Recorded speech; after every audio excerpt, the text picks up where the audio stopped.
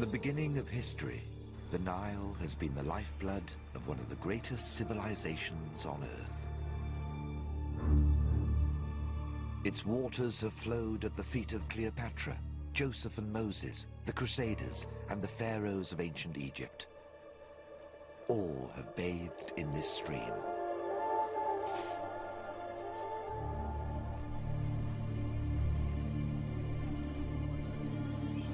The Egyptians have always believed this river to be their own exclusive gift from the gods, and up until recently, it was allowed to flow unhindered to their lands.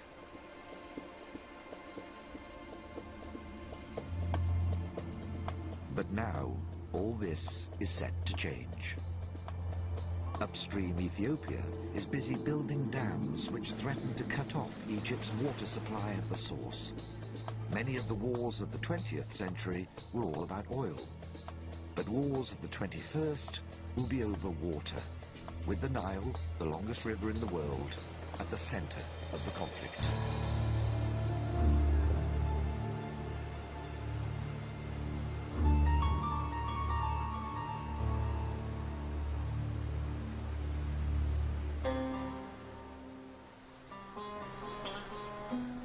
Fresh running water has always been the lifeblood of our world, but is now more precious than ever. Over the next 20 years, the amount of water available to everyone is expected to decrease by a third. But this story isn't just about water. It's about the Nile as an icon for deeply held beliefs, and about a sense of belonging which stretches back 1,000 years. This epic journey will follow the river back to its source in Ethiopia, and as the Nile winds its way back home, its waters will wash through the lives of people who cannot survive without it.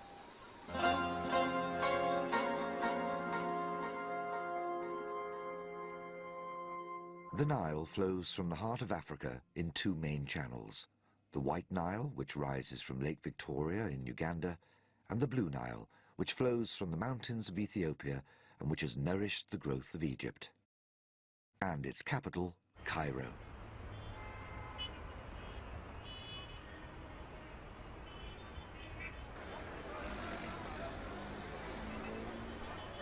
Pounding traffic and pulsating crowds form the backdrop to an exhilarating mix of present and past.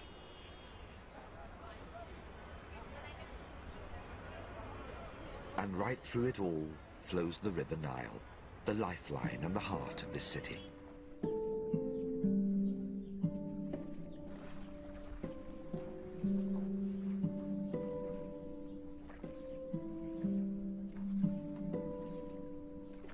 Most of the citizens here take this river for granted.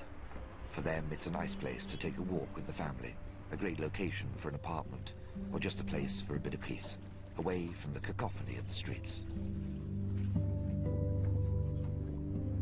They probably don't even think that without this river, they wouldn't even be here.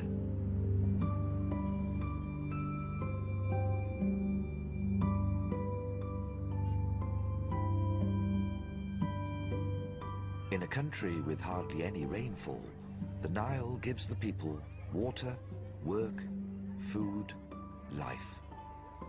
For some, it also gives them a place to live, like Abdullah and his family, who live on the Nile all year round.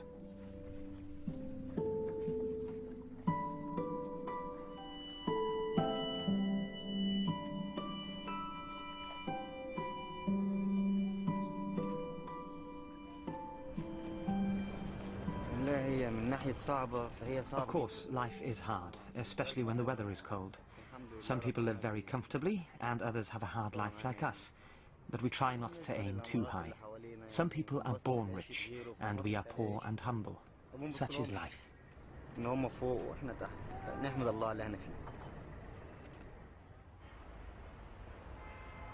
With 17 million inhabitants, and still growing, Cairo itself has more than doubled in size over the past 50 years.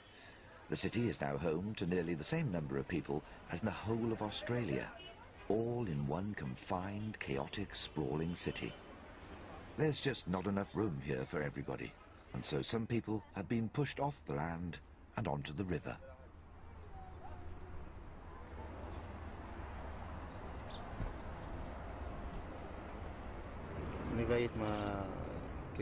I've been brought up on a boat with my father.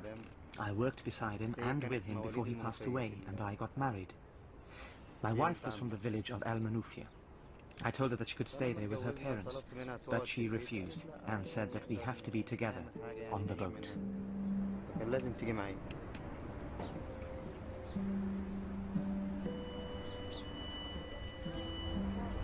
Abdullah, Safa and their young family live in a small community. These wooden boats are their homes. They fish on them by day and sleep in them at night. They get all their water directly from the river, wash their clothes, bathe their babies in it. They also earn a meager living from it. Taking home between 10 and 20 US dollars a day for their catch, Abdullah can only buy the bare necessities of life. They could never afford an apartment or a house.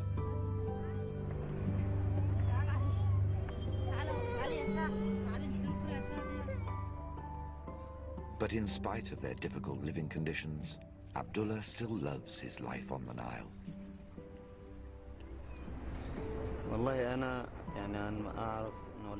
When my mother died, I remember her telling me how I was born on the boat before being taken to hospital.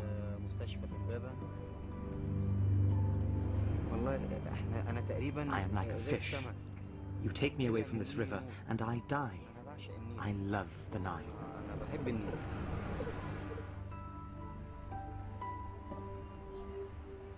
This love affair with the Nile lies at the heart of the Egyptian psyche and has existed since the age of the pharaohs and their pyramids.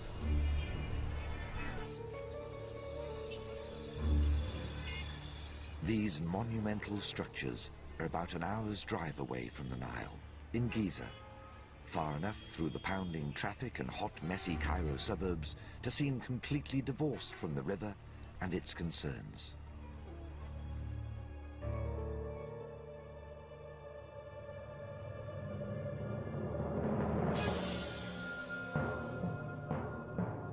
But it wasn't always like this.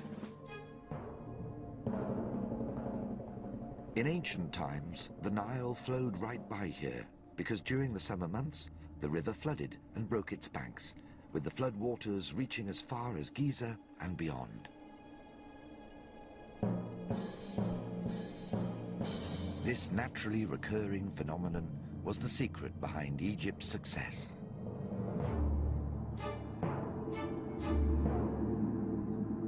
The life-giving floods provided the pharaohs with a dynamic surge of water, which allowed them to grow their crops and feed their people.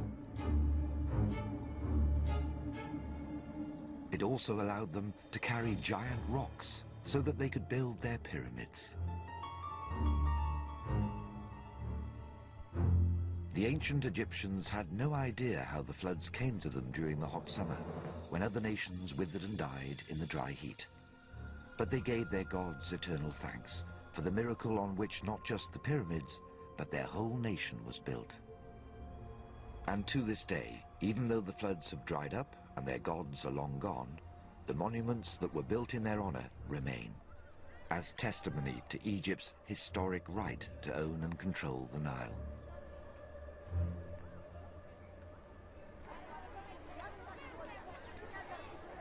But ancient rights to the river don't always answer the needs of people.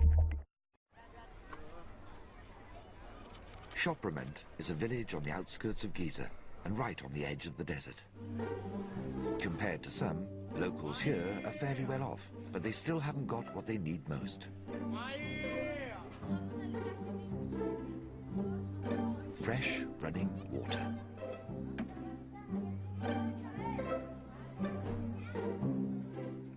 Most of the homes here have a tap, but the murky stuff that comes out of it is just too dirty to drink. And so the locals have to either carry their water from distant standpipes or buy their water from private vendors at twice the rate of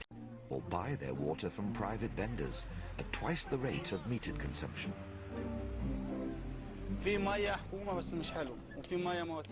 water from the taps is no good for drinking and cooking. You can use it for domestic tasks. But my water is good. The villagers can use it for drinking and cooking as well.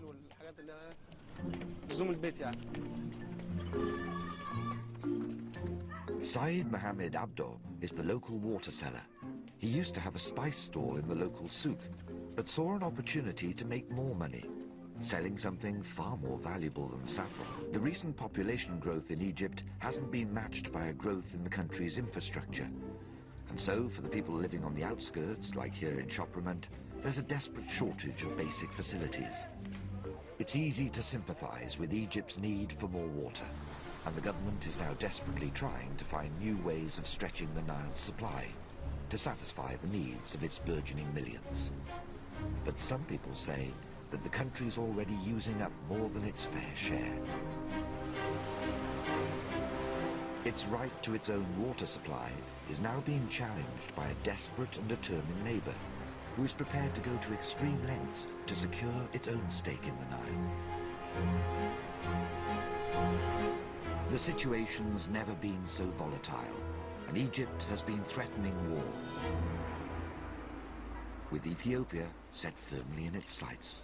The Nile in Egypt flows almost entirely through desert. Apart from the thin strips of green-watered land which border the river on either side, the whole country is made up of inhospitable wasteland.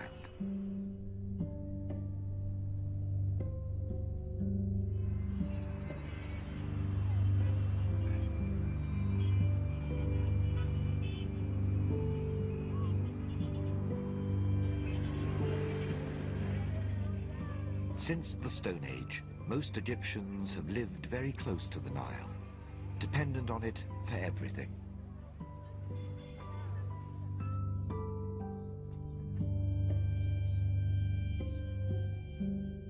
From the urban centers of Cairo and Giza, the Nile winds its way back through the flatlands of Egypt to the agricultural regions of the Nile Valley, where once again, the river plays a central role in society.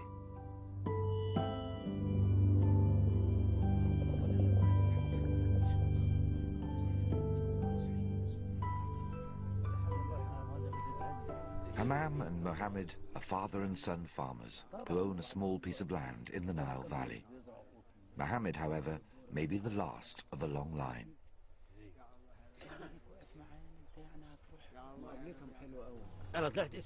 My dad is a farmer, my grandparents and my great-grandparents were farmers, and I am a farmer. Hammam and Mohammed have worked together from dawn till dusk, since Mohammed was old enough to carry a faz, or a minjal.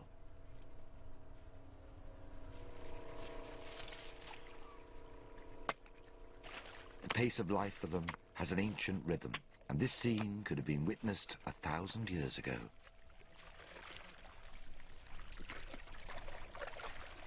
They inherited their skills and their tools from their forefathers, and used the same irrigation channels and canals first commissioned by the pharaohs to ensure that the Nile never fails to reach their crops.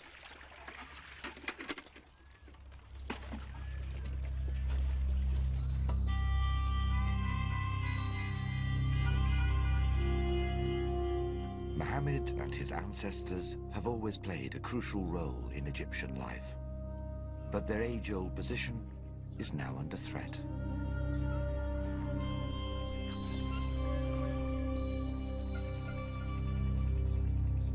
The longevity of this ancient civilization reflects more than anything else the time-honed skills of these farmers, but also the eternal fertility of its soil, a power which is unparalleled in human history.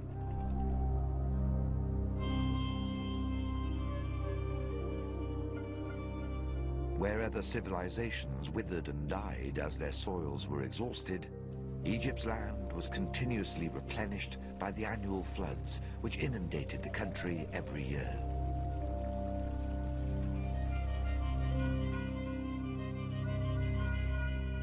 These floods had allowed the pharaohs to build their tombs, but far more importantly, they gave Egypt an annual deposit of rich and glorious mud, from which they could grow an abundance of food.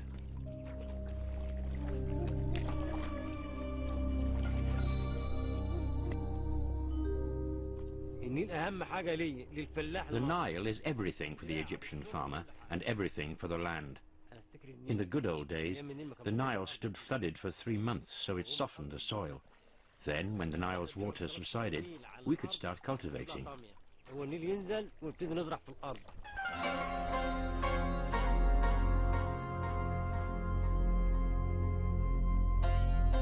But times have changed. Huge damming projects upstream have been built to provide Egypt with a much-needed supply of electricity. But they also stemmed the flow of the river and wrecked the lives of the Egyptian farmers.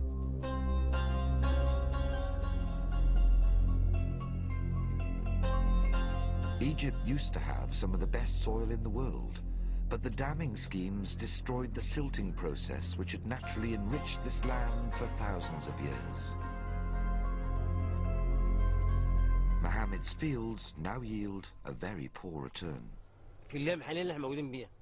We used to grow our crops without chemicals, but now we have to use chemicals. Without them we get a poor harvest, but the sprays are very expensive.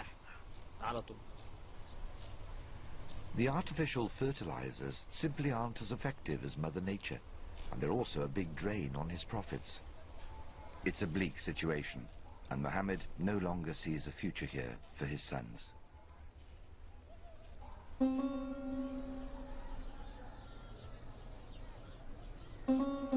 As a direct result of modern damming methods, agriculture in Egypt is in decline for the first time in its history, and farmers are being forced out of a way of life that has supported this nation for thousands of years.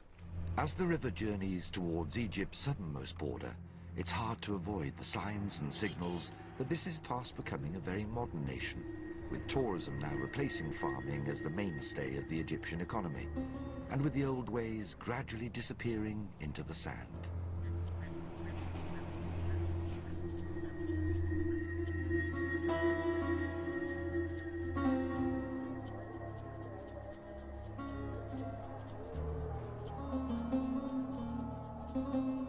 But no matter how much life changes along its banks, the Nile remains an eternal and constant presence in Egypt.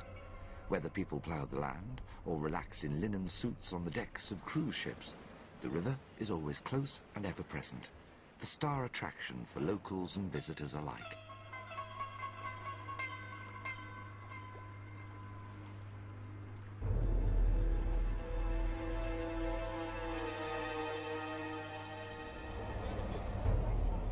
In Aswan, however, a city very close to Egypt's southern border, the river is upstaged by a colossus which took 10 years to complete and used up enough building materials to have constructed 17 great pyramids at Giza.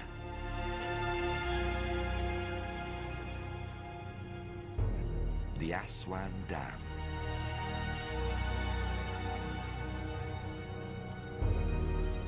Hailed as Egypt's savior when it was completed in 1970, the dam provided the country with its electricity. But perhaps the most important reason for building this dam had nothing to do with generating power. Egypt is the driest country in the world.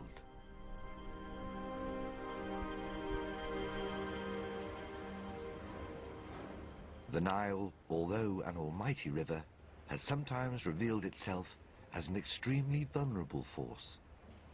It is almost entirely dependent on upstream rains to feed and renew its flow.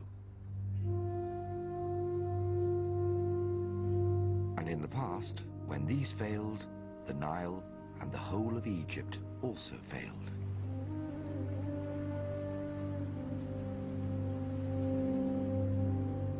One of the worst ever droughts happened during the times of the pharaohs and is recorded on this stone, known as the famine stele. These hieroglyphs tell of a 7-year-long drought when the rains did not come, and when the Nile was turned into a mud-baked trench to receive the dry corpses of the nation.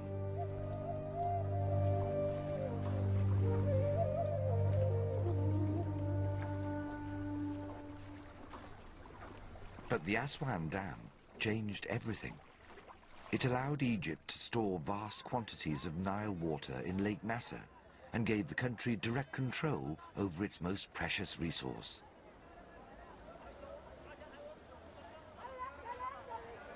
For over 30 years, the dam has supplied Egypt with enough electricity and water to satisfy the needs of all its people.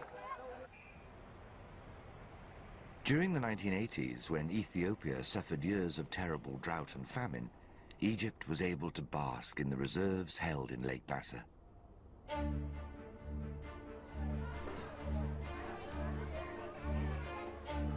But not anymore.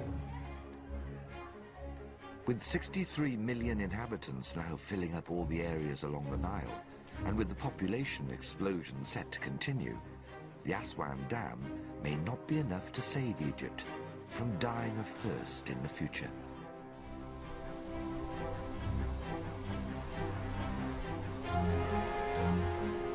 The solution to this seemingly impossible situation may be found in the most unlikely of places.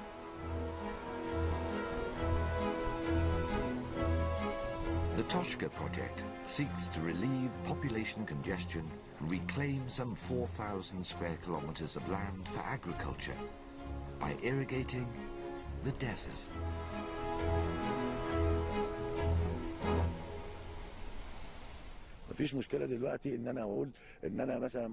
I put water into the desert because I'm certain of success. The land will become fertile and people will be able to live here.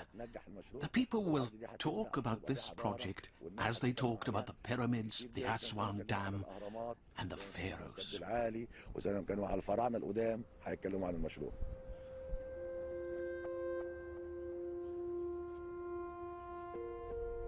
Irrigation Secretary Ahmed Mossi is the government's representative in Toshka. He believes that by diverting water from the Nile and pumping it into the middle of the desert, Egypt's future will be assured. But to turn Toshka from desert to settlement requires an extra 5 billion cubic liters of water every year. A situation which has greatly angered the other African nations. The 1929 treaty between Egypt and Great Britain, whose empire at the time stretched over a great swathe of the Nile basin, gave Egypt a power of veto to stop any upstream developments from affecting the amount of water reaching its lands.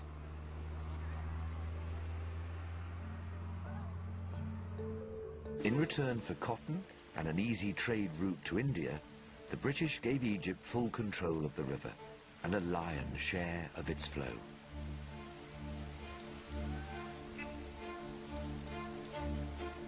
These rights are still maintained today.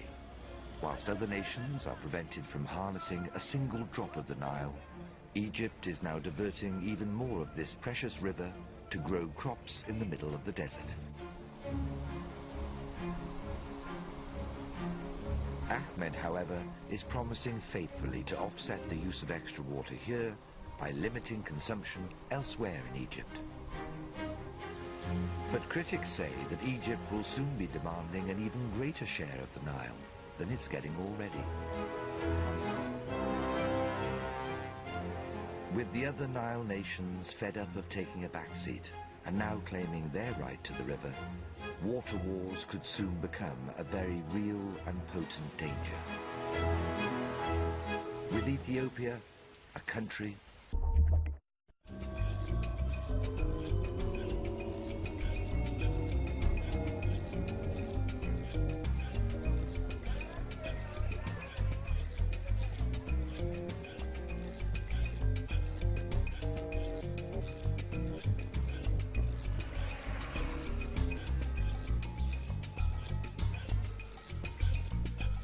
From Egypt, the Nile snakes back through the deserts of the Sudan before splitting into two separate streams.